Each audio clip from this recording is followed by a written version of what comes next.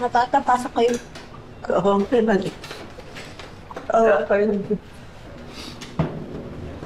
Si Sandy ko wala ba? Hindi dito ko pala siya.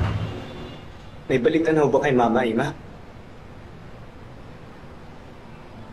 Sig, Apo, nakita ng katawan ng tatay mo. At lang apo kanunin niyo.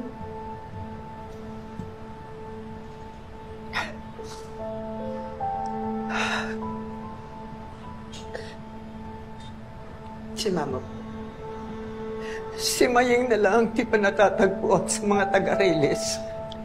Ima, narinig ko siya kagabi tinatawag niya. Boy, tulungan niyo naman ako hanapin siya, Ima. Mucha, tulungan niyo ako hanapin si Mama. Lakas naman ata ng loob mo para mag-request pa. Lala, pwede ba? Huwag niyong dami sa ating Maying sa galit niyo. Hanapin pa rin natin siya. Mahal natin siya. Kahit anak niya yan. Oo, si Ate Maying pwede. Pero kayong tatlo, ha? Kayong tatlo? Lalo na ikaw, Kidlat. Wala kayong karapatang humingi ng kahit na ano sa amin. Wala kayong karapatang hingin kahit ano, lalo na kay Ima. Alam niyo ba, dapat hindi namin siya papapuntahin dito? Tama naman siya. Ako nang bahala dito. Hindi, Tama. Ima. Hindi. Hindi nyo alam kung anong ginawa nyo sa amin.